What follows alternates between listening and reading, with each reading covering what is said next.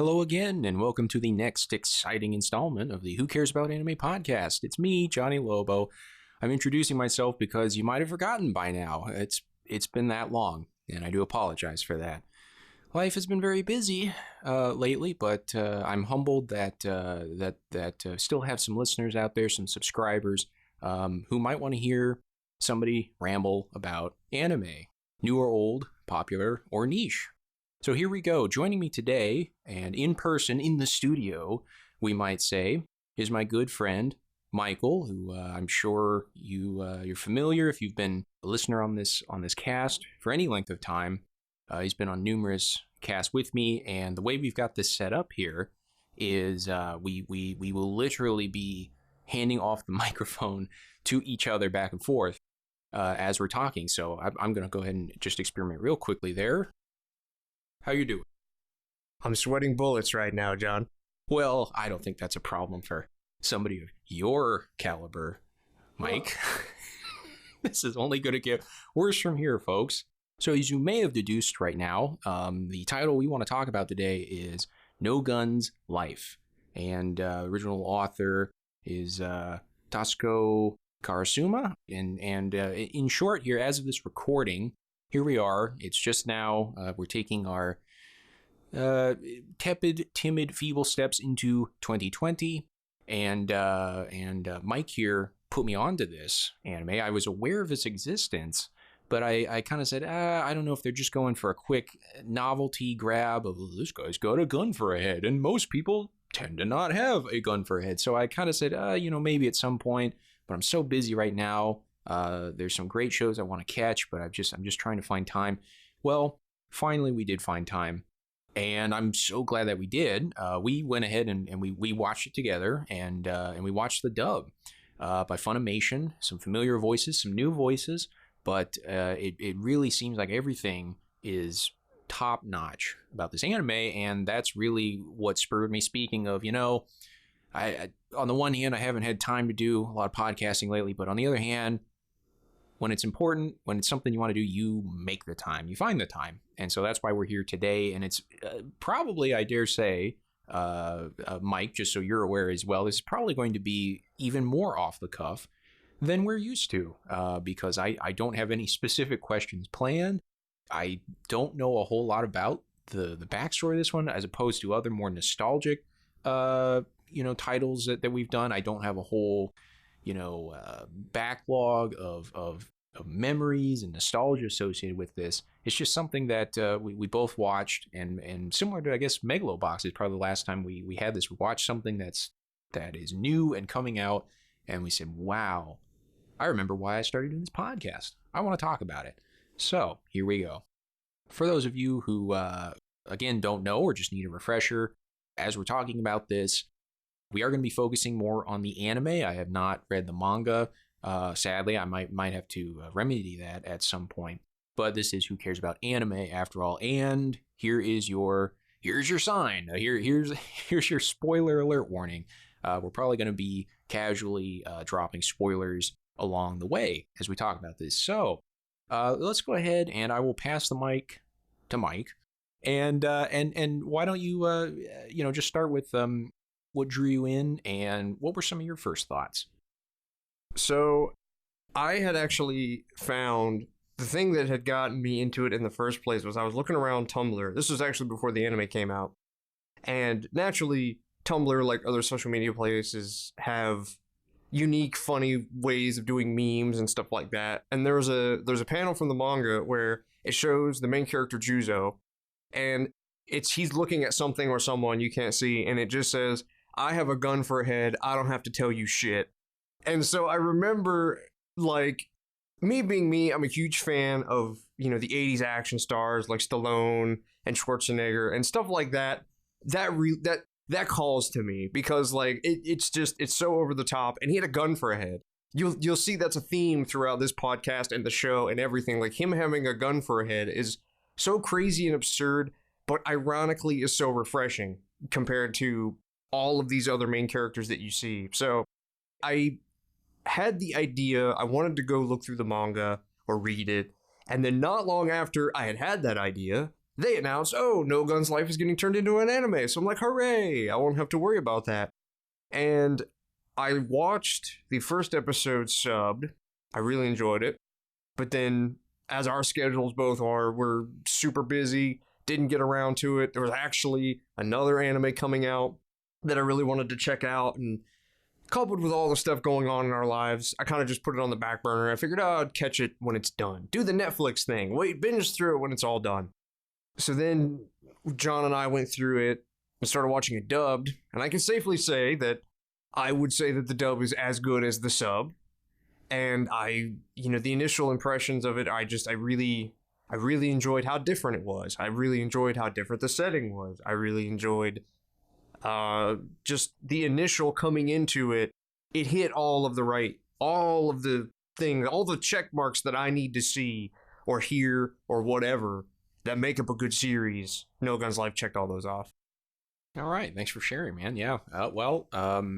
Yeah, as you well know, of course the listeners don't. We were talking about this as we were watching it last night. It's nice to have a third-party character stand-in for the viewers when two people who already know what each of them, what we're talking about.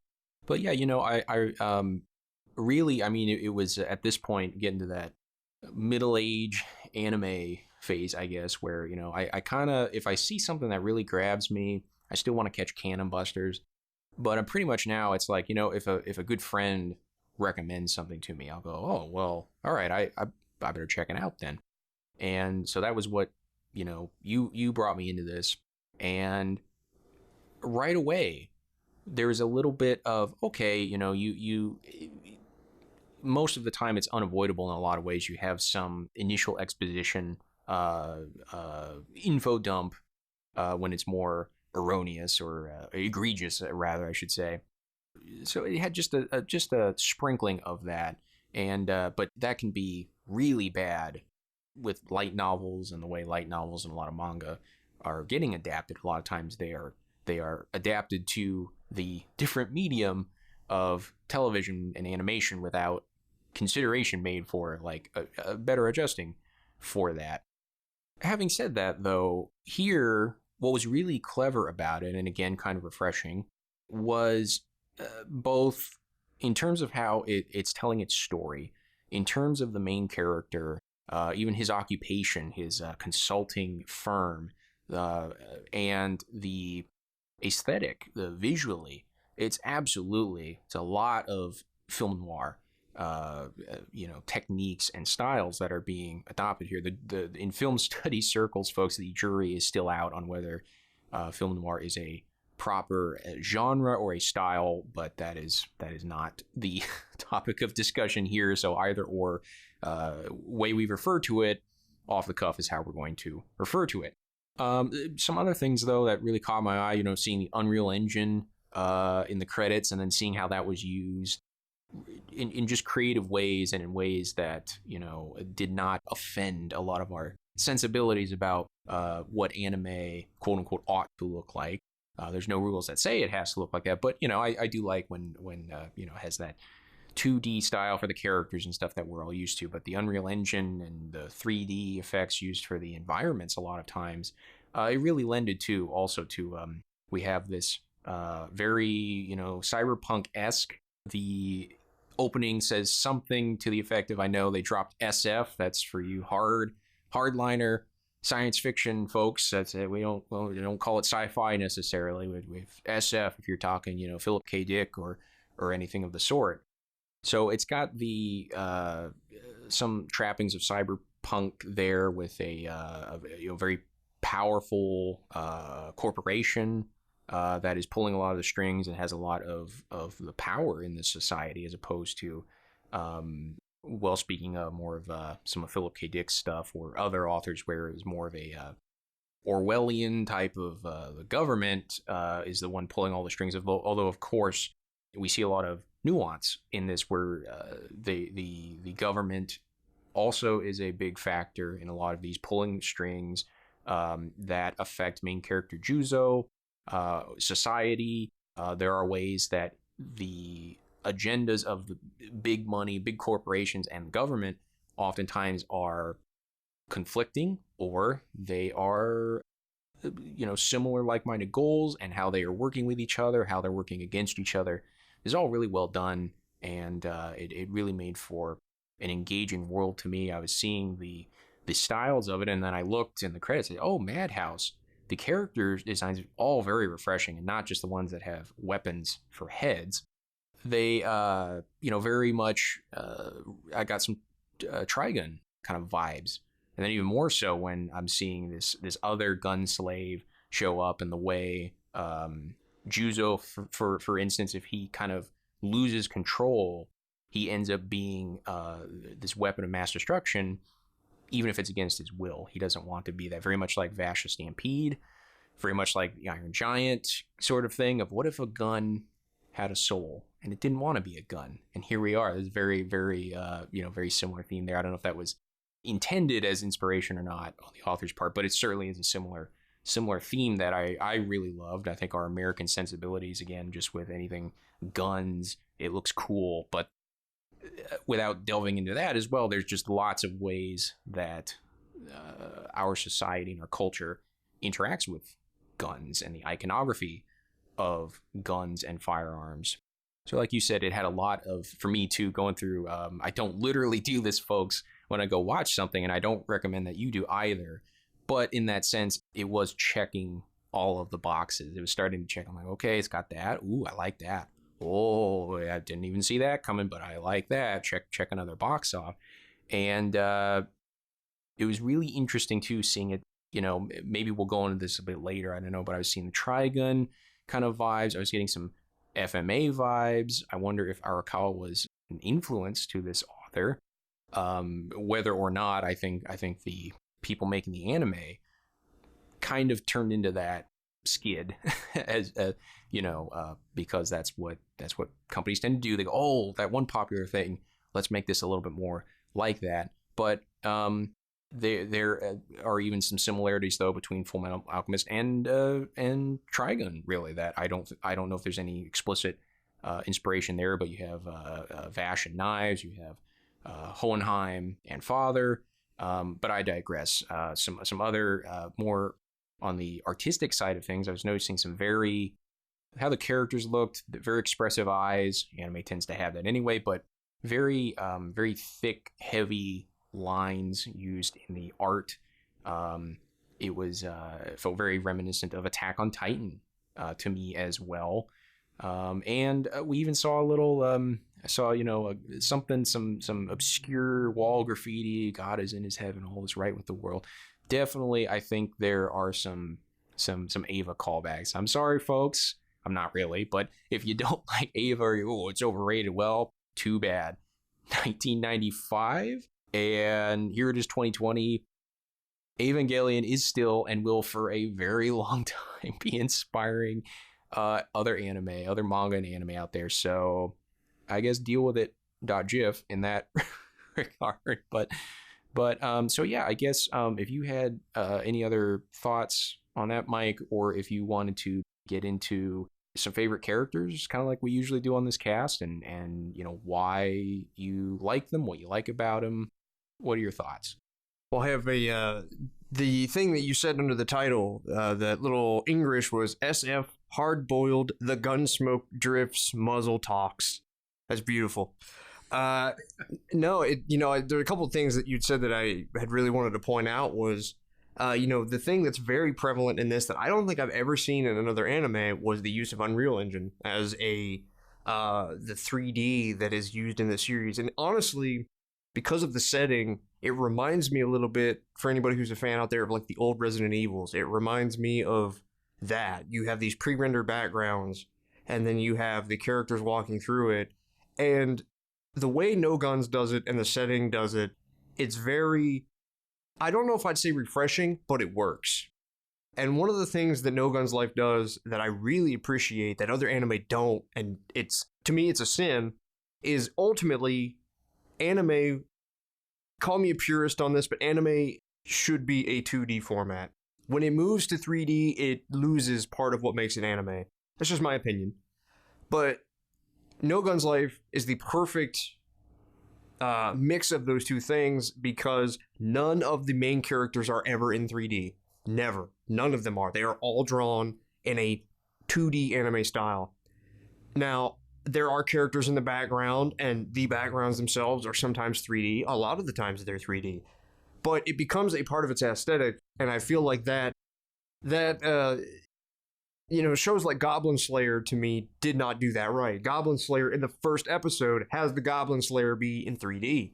That to me, it takes me out of it because it's like you couldn't even keep the main characters in 3D, you couldn't even keep the main characters in 2D. You don't even have the budget for that, So that was something that I really felt like No Guns Life did right.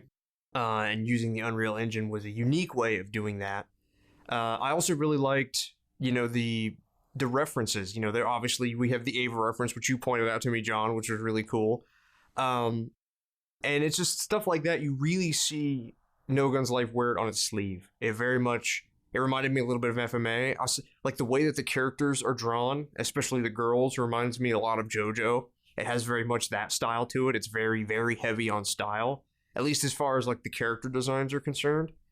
But one of the other things that, I really liked, each of the characters I really, really enjoyed. I'm a super sucker for a good ensemble cast. Like, I really could give less of a shit about the plot and the story so much as the characters telling the story are doing it really well, and I can identify with those characters in some way, or I even like or hate the characters, because there are a couple characters that, I wasn't sure, like, oh man, is that, am I going to like this character? Is this character maybe doing a little bit too much? But all of the characters have their place, and nobody, I feel like, is getting really more screen time than they should. I feel like everybody is, everything fits really, really well. And that's, one of those checkmark boxes we were talking about, like, they're doing that right. I will agree with you, the first thing that, very few shows are perfect. And in the first episode, there's a ton of exposition. That I feel like they could have maybe mitigated a little bit better, but as episodes go on, they do much better about it, and the exposition becomes much more noir-like. And you expect that in noir. You expect, Juzo to be like, this is blah, blah, blah city. This is what we do. They get a lot better about that as episodes go on, and the gun puns get a lot better as time goes on. It very much leans into the fact that Juzo looks absurd, and they have fun with it. But it still takes itself seriously enough that, whenever, when Mary is talking about her background, or, Tetsuro is talking about his background, which, by the way, I want to point this out because it is on the point of the characters. Tasku Karasuma, unlike a lot of people, he is currently, if the internet is to be believed, 42 years old. He started working on No Guns Life when he was in his mid-30s, which is a big difference in, the way a lot of authors work, because they come into it in their sometimes late teens or, early 20s. And the way that they represent characters, or the way they have characters do things, is very, very different. Like, when you first see Tetsuro, you expect him to be the golden boy. You expect him to be the shonen protagonist, and his power of harmony is gonna be the game changer. Well, come to find out that, one, it's not really, and two, he ends up being an annoying asshole a lot, and it doesn't ever really work for him. And you never see that. Like, you never see the annoying asshole kid. You said this beautifully, John. You said he is everything that people hate about Shinji Ikari, but is actually what people hate about it, and not what Shinji is. And on the one hand, you go, oh man, he's really annoying, but at the same time, like, it works. It works because he doesn't fall into that trapping of, oh, I'm gonna be the savior kid. And he really becomes, again, a part of the ensemble. He has a place, and even though he isn't super powerful, and even though, the things that he does sometimes work, a lot of the times they work, a lot of the times they don't. And literally most of the series, he'll go, I'm going to help out. The people make fun of Poe Dameron, or they said, well, why didn't they let Poe Dameron do that thing in The Last Jedi? Because not every time you do that, it works out. And that's how it works out for Tetsuro. And I loved that. I loved that he didn't, just immediately saved the day. And so, I really loved all the Gunslave design. Obviously, that caught me in the first place, Juzo. I really like all of the extended designs, like what's his face, Mega Armed. I don't. What did you call him? You said something about the Buddha. Oh, yeah. What was his name? That was Chris Sabat's character, and I don't know. We were just watching it. Would probably ruin a great work of art like this if we ever did a live reaction viewing or whatever of us. But I just made this passing remark about Cyberpunk Buddha. Cyberpunk Buddha. That's what it was. I was like, OC, do not steal, and that's gonna be my everyone listening. No, you can run with it if you want, but no, that maybe someday I'll do that. That'll be my cyberpunk neo noir work. I'll do a short work called Cyberpunk Buddha, and then I will follow that up with Steampunk Jesus, and then we'll see from there. We'll talk it over with our editor and stuff like that. But no, that was that was just I couldn't help but think. I think his name was Tokisada.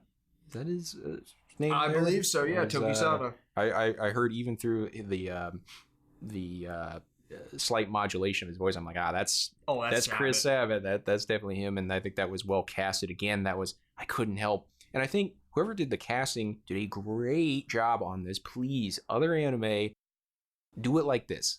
Okay, just in every way, absolutely. Did a great job, and it's part of that.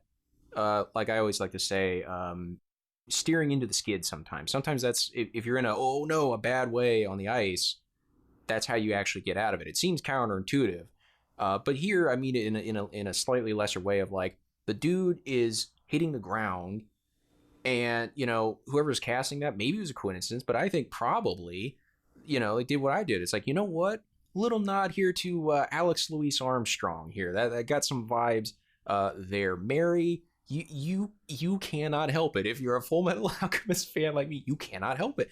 She's great. She's her own character. I love the interactions between her and Juzo and her and Tetsuro.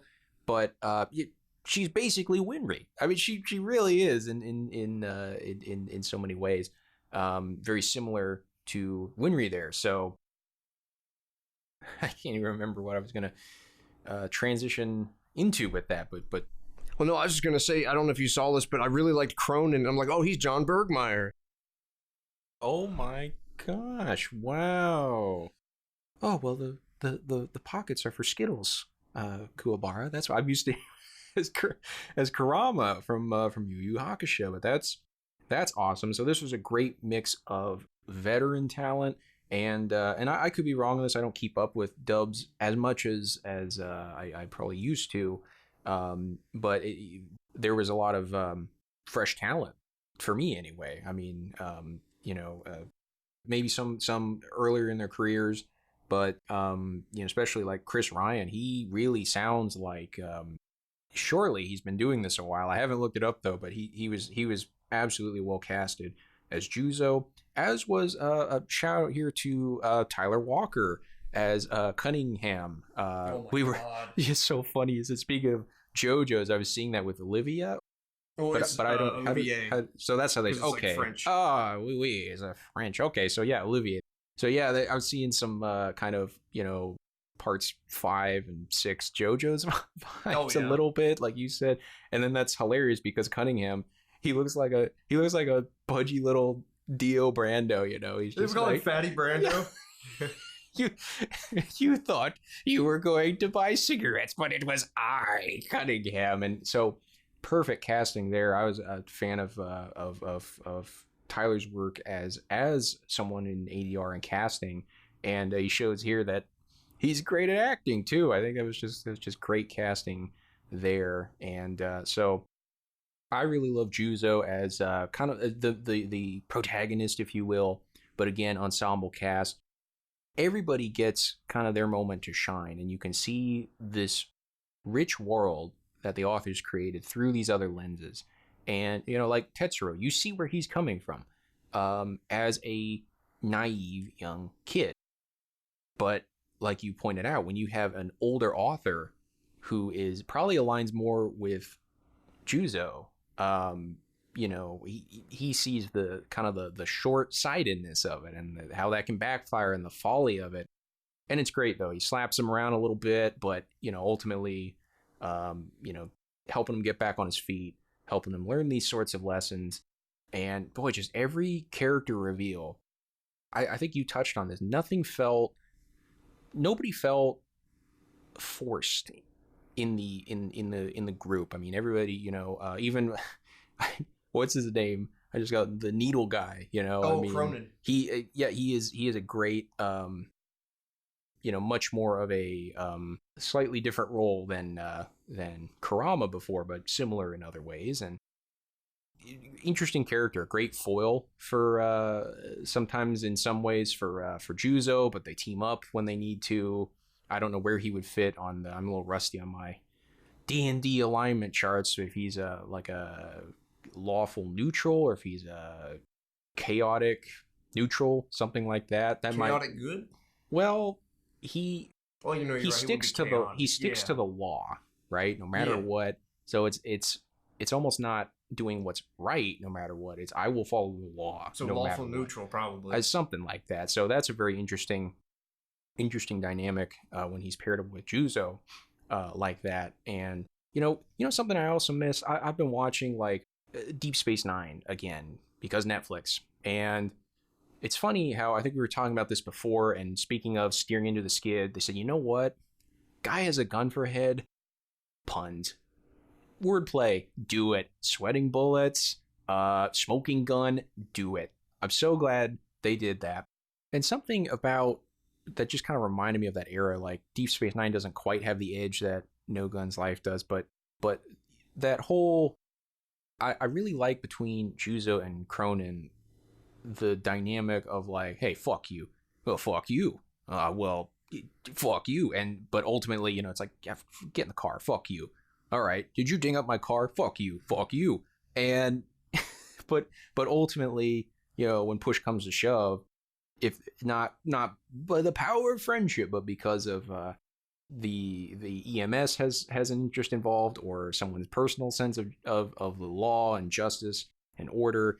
Juzo's you know, devotion to his own, hey, I haven't finished the job yet, almost reminded me a little bit of Paradigm City and a certain negotiator.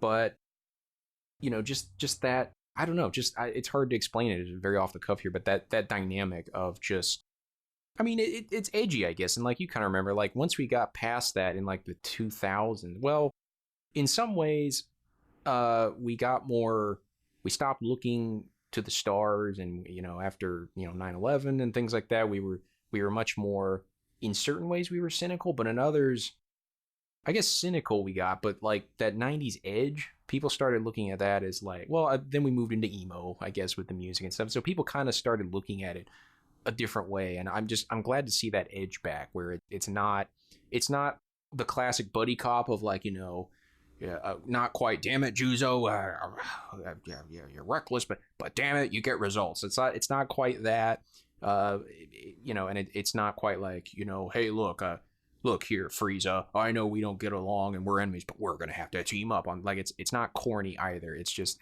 that edge of like, fuck you, I hate you too.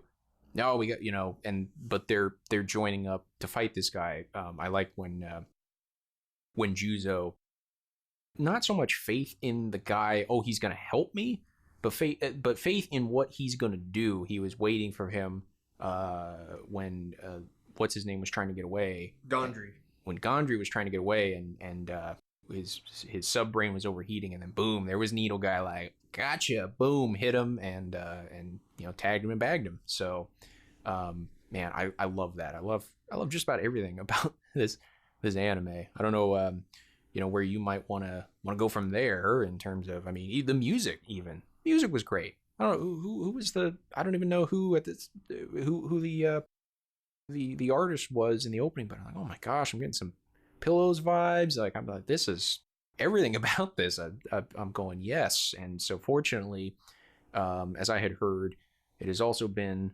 greenlit for a second season later this year. So really excited about that. Yeah, according to this being Wikipedia, someone by the name of Kenji Kawai did the jazzy noir type music, and then the opening was done by what's that? Oh, Kenichi Asai did Motor City, which is the opening, which has a very Pillows vibe to it, and then the ending theme was called Dots, DATS exclamation point exclamation point, and that was the theme song was called Game Over by Dots. But the thing that I really the music. The music is I'm a big music person, so if the music is really overproduced J-pop, I immediately am dry as a desert as far as like how much I love that series. I'm like, fuck this, I'm out. But the music, both the opening and the ending, sounded like a band, like a musician. People made it. The music in the series fits perfectly. It like the kind of jazzy, smooth stuff really fits with the whole kind of noir vibe they have with Juzo. I said this when we were watching the fight between Mega Armed and Juzo. Was I felt like I was watching Batman the Animated Series. That's as a kid. That's what I thought. I felt. That's what it felt like. Is it had Big O vibes. It had Batman vibes. It had that like. It wasn't that I didn't feel like I was watching anime, but I just really enjoyed what I was watching, which hasn't been a lot of anime in the last couple of years. So, it was. I really felt like all of the pieces came together really well, and the one thing I really hope happens with this series is that it gets turned into a movie. Just so one, I can watch it on the big screen, and two, I feel like if this series had a little bit more budget, it would look phenomenal. I mean, not that it doesn't look phenomenal now with what they're doing. I think it looks really great. And it has that, in many ways, not just the obvious references to Ava, but it does it uses a lot of the Gainax techniques to get around not having a big budget. Because you'll notice a lot of the extended, when they talk, their mouths don't move a lot. And you go, oh, why are they doing that? It's like, well, but they get around that because they're robots. They're extended. So like when I think his name is Wong, or it's Huang, one of the Kyusei mafia people, when he's talking, he only opens his mouth and then the sound comes out because it's like, oh, his jaw is a robotic. It's an extended piece. It's an extend. And so you're like, oh, okay, that makes sense. You're thinking smartly how to get around not having a big budget. You're thinking smartly how to do that. Or like Tetsuro. Tetsuro has to talk through something else because his vocal cords got trashed because of Harmony. So that he has like a little robotic mannequin head with him. And so whenever he's talking, again, his mouth is only open because you're going, oh, that's because he has to use Harmony enough to get to this little thing over here to talk. So it's beautifully done working around the budget. That's funny. I don't know why I didn't think of it now, but kind of some mild God of War vibes there. He's got carrying a head along with you, but no, I mean that's absolutely right. And unless you have a big budget, like you said, like of a movie, look at the Broly movie versus the rest of Super. I mean, one's a TV show, one, So even though hopefully, No Gun's life is not in as dire straits as like Ava was. When it was first being produced and first aired, absolutely. You're always looking to save some costs when you can. And I had even said, I remember one of the episodes of, flashbacks when you are, your TV show and you got to previously on you got to get your audience who might not have seen it since last day, last week, who knows how long. But so that was fine for the most part. There was just one, and it was when they were dealing with the two girls that were in service to Baruin Corp. Tetsuro had a flashback to what the dying girl was saying like 3 times, and one of them was like, I literally said out loud like that. I heard her say that 60 seconds ago, and so I know again that's animation is expensive. You take those when you can to save on some money. That's relatable. That's understandable. But so again, like you said, fortunately, any little thing where blemishes, we dare say, like that, or bit of exposition in the beginning, so you get oriented to where you are in this world, in this story. Those trappings quickly fall to the wayside as the series gains momentum. So what more can you ask for? There's enough in the first episode that gets you like, oh man, I'm really interested. Okay, like, tell me more, tell me more. And then it builds up some momentum from there, because you got to give something time. You got to have time to get familiar with characters. You got to give them time to grow on you a little bit. I'm, again, so happy to say, like, I did a podcast on it. I enjoyed The Devil's a Part-Timer, but as I probably said therein, I felt it was a little premise heavy, and there's good characters, funny moments, but once it never really grew past that premise. It was like, oh, well, what if a demon lord worked at a McDonald's? And then it's like, demon lord works at a McDonald's, and then pretty much cliche otaku stuff after that. I'm like, I was so disappointed because my expectations were raised. So I guess maybe something else to maybe touch on. I mean, I don't know what else there's to say about it. Maybe wrapping up here a bit, but I hope this will be remedied soon, because as of this recording, it started airing late fall 2019. Is that when No Guns Life started airing? Or I want to say, looks, according to Wikipedia anyway, it was like September, October.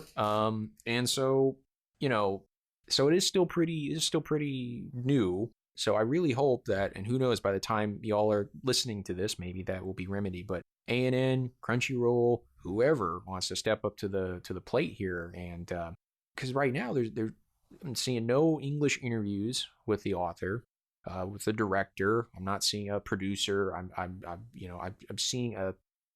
Now, granted, I just got into this, and I've not been vehemently or aggressively sought it out yet for discussion. I'm sure there are people buzzing about this, but I'm seeing a kind of a disappointing lack of buzz so far. I really want to see hopefully more people talking about it. That's what we're trying to do here. Yeah, you got any thoughts on why that is? It just because it's too recent, or I mean, what why aren't more outlets, why aren't more people talking about this? It's a problem of anime right now in general, is there's just so much stuff that comes out each season, and unfortunately something like No Guns Life, I don't want to necessarily say it's a problem of reviewers, though I see it happen with some outlets, is they're going through stuff so quickly and they're not given anything. Whereas me and you, we're looking at like, oh, look at all of these really good things that are happening. A lot of people and a lot of reviewers who are literally overdosing on anime, they see one little thing wrong with it and they're like, it's horrible, I dropped it. They don't.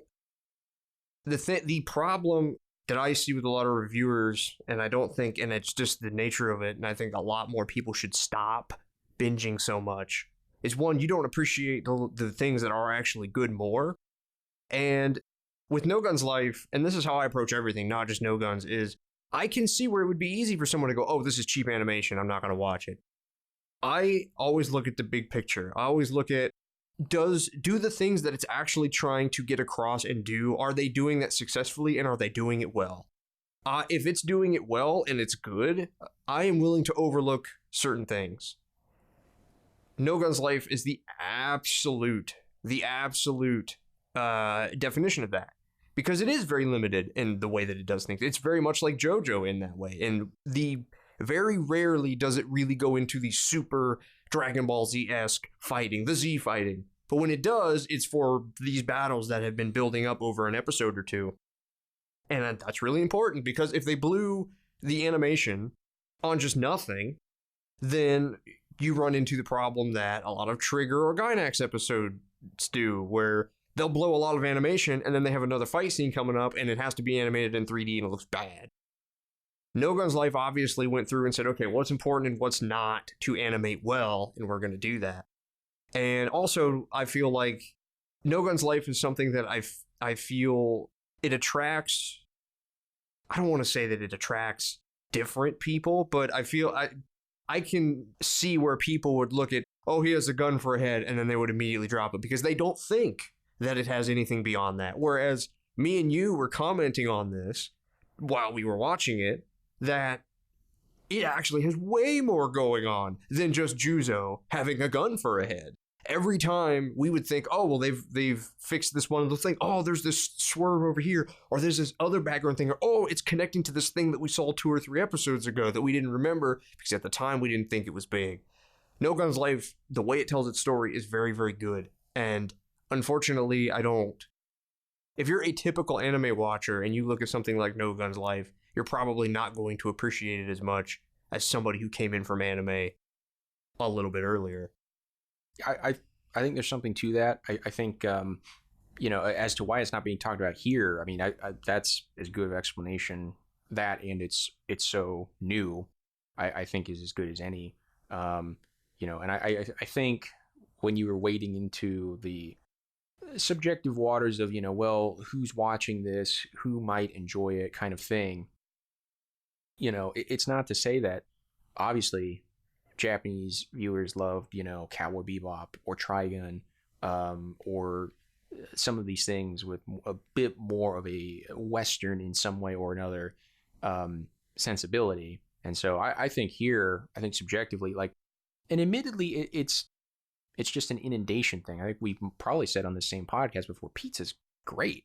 But if you have pizza every day, you're going to get tired of pizza after a while. And all it takes is somebody going along like, bam, check it out. Like, New York strip, nice steak for you. Oh man, like, yeah, now we're talking. You just want something different. Do you hate pizza? No, it's just I'm inundated with it. I'm so kind of again so glad stuff like this exists to be different and to look different and to again from an older protagonist and an older author's perspective. It is so different. That's why diversity is important. You get different perspectives and different voices. It's not some cheap throwaway that you get from marketing. There is a purpose for it, and this is one of them.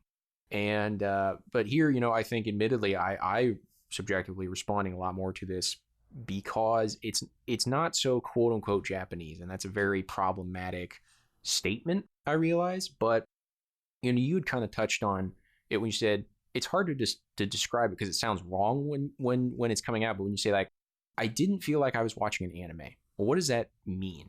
Well, I think for you, it's similar to me. I had a similar feeling with Baccano, and it was a great dub, thanks to Tyler Walker. And the setting of it was America, America, America. It's very American in that way. And essentially, the reason why you get that feeling like you were watching something when you were a kid again, too, is because when you were a kid watching anime, it's probably a little different now because we're so much more connected. But back then, you didn't think of this thing as, oh, it's Japanese, and you didn't think of this other thing as American. You just saw it as a cartoon or something on TV that you watched and you either liked or didn't for whatever kinds of reasons. I didn't think of Dragon Ball Z as Japanese when I watched it in 1999. A dude that comes out of a space pod and catches a bullet. And the art style that I was not accustomed to at that point, that caught my eye. I said, what is this? I want to see more. So here, when we're adults, we're also very used to anime and talking about the production of it, the people behind it, the cultural aspect of it, all these things. And so when we get something that is not ostensibly Japanese on the outside, which again is problematic, you look at Baccano versus Durarara, which is set in, same author, set in contemporary Japan. So it does have a different feel.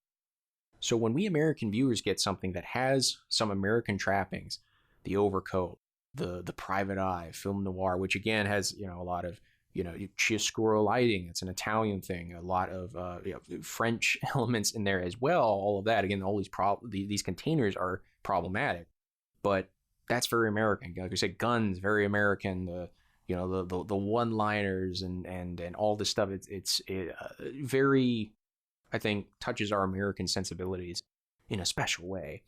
And so again, when you see something that is, and it's fiction, it resembles those things, but it's not those things. This is a world that resembles our own. A lot of commentary can be extracted about big, powerful corporations and stuff like that, and cover-ups and government being involved. But at the same time, it's not our world. It's we have these enhanced humans, guys with guns for heads. We don't quite have that in our world. but so I think that I got a bit of that feeling too, in that when I say I didn't feel like I was watching an anime, it's I completely got absorbed into what I was watching again, like I did when I was young. And so therefore, if it's been a while since you've had that feeling since watching anime, you're all of a sudden taken back there and you feel that like, oh my gosh. Or something like Batman, again, where you were not really thinking of it as American because you were American. It's just you were thinking of it through these other lenses of a superhero, or oh man, look at the this or that villain, or just whatever. I think, again, I don't want to come across as like, oh well, I like anime when it's not so Japanese, but I gotta be honest, there's a little bit of that. There's a little bit of that and that doesn't mean just Western. Again, Outlaw Star, a lot of Chinese iconography, a lot of Chinese flavor to it. And so what that is just an example of is it's an example of anime branching out and showing that this medium, this art form, and as something commercially viable, it can do more. And even now, 2020, when you think like, oh, I've seen it all, I've seen, No Guns Life, you can see some ingredients here and there, but I'm happy to say I've never had this dish. I've never had this particular unique dish served up to me before, and I'm so glad I did. I enjoyed every bite of it. No, I was just gonna say we have 12 more episodes coming in April of 2020, and I'm excited. I'm excited to see where it goes. I'm excited to see 12 more episodes of. Oh, one more thing I wanted to say that I really like that it would be an easy trap that you see so many anime do. Many of the women are in mildly provocative or in provocative clothes, but almost no point in the entire 12 episodes so far have there been like really over the top fan service. There's almost none. It literally just like, oh, they're in a skimpy outfit, but that's it. That doesn't take any kind of precedent. They don't ever really do the stereotypical fan service thing. It's done, and you would think, except for like in the intro where Mary and what's her name? The girl. I don't remember what her name is. The daughter of the dude with the PlayStation on his head. Scarlet. Scarlet and Mary, they're in bikinis and they jump into like what you would think is a pool, but that doesn't actually ever show up in the series. Like there's no fan service. It's very well done in that regard. In that, yes, they have skimpy outfits. Is there any fan service or fan service shots? No. And I'm like, thank you. Like it's like I said, I've pretty much nothing but glowing things to say about No Guns Life, and I'm excited for the second set of 12 episodes, season 2.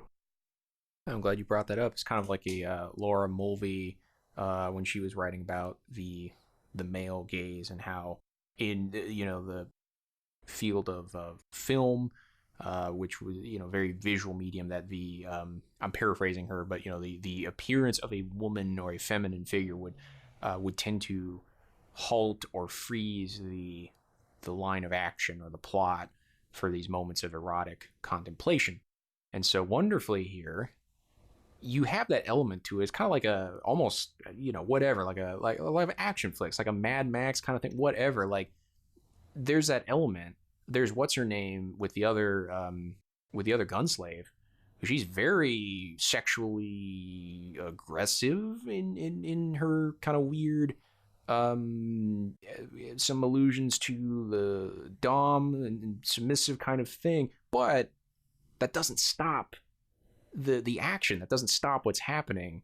And it is not, I mean, and in that kind of way, I'm sure some people will find that appealing in that way of like, oh, it's so cool. Like, or Juzo, the way he just, it's kind of funny there how you have these moments, again, look very much like Al from FMA, where there'll be these super deformed moments of him, and you see him as he is a human. He is a man in there, and he'll have these funny little moments, super deformed, very, very sparingly.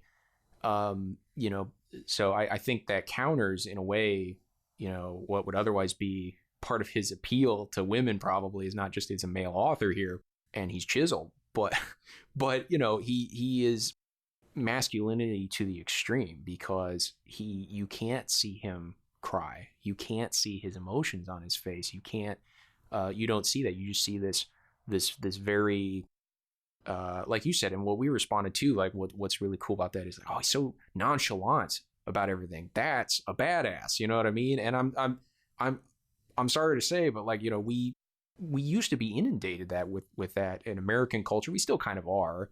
But I'm so glad that we're getting a little bit of that back. You know what I mean? Like, no, this dude, he's got shoulders on him, and there's a lot of the macho display kind of thing, but then also that kind of thing, like you said, with the very varied cast of female characters as well, who are different in so many ways. And you're right, that's just yet another thing about this that's refreshing. That guess what, folks, anime didn't used to be like that. Here you could have a character, whatever, she's showing some cleavage or whatever, and you can feel however you want to feel about that. That's valid whichever way. But that's how it used to be. When there were these, a lot of times it was male dominated in the production of these things, or the authors of manga and stuff, but there was a little bit of that eye candy, but that wasn't why you bought the ticket to the show. That wasn't the show. And it certainly wasn't a genre all into itself. It was a little bit of eye candy there, just like you got some moments like, a little bit of eye candy for the ladies or for whoever. You've got little moments like that, but it doesn't halt everything dead in its tracks like Colt did to that train, or actually more accurately like Juzo did when he literally derailed that train. Was just like, nope, this is your last stop. We're getting off here. So yeah, I'm excited for more too, and I hope this gets more people into it, and more people watching it, more people talking about it. So, any other final thoughts before we bow out? The only thing, that I can add that is pretty self-explanatory at this point, if you've made it this far, is you need to watch No Guns Life. You need to watch it on whatever platform you can. Support the official release when it comes out, because it absolutely deserves being bought and watched again and again. And I know that the manga is still ongoing, so I hope at the very least, with season 2 coming out, that what we've been set up so far to see, we figure out everything that we're hopefully going to figure out, and maybe as the manga keeps going, maybe we'll get a movie. So yeah, just support No Guns Life, because this is the kind of SF that we need to see more of in the future. I agree there, certainly do. And, still as of this recording, I don't think they have dubbed the last episode of this season. But, on that note, just whoever's doing it, I'm always a person like, hey, quality takes time. So, if it's not literally, simul dubs, I'm okay with that, because this is quality. I will wait for, and the dub has been up to par, I think, for the high bar that this series has set. So thank you all for tuning in once again to listen, and I do hope to have more installments of the podcast coming out, working on other projects as well at this time, and everything that was said. If you enjoyed this, please consider subscribing, and this episode was brought to you by Did You Know Anime, and if you would like to also be a sponsor for just $1, I do have a Patreon. I just remembered. I do still technically have that, but regardless, we do this when we can in our spare time, and thank you all again for listening. Hope you enjoyed it, and we'll see you next time. Okay.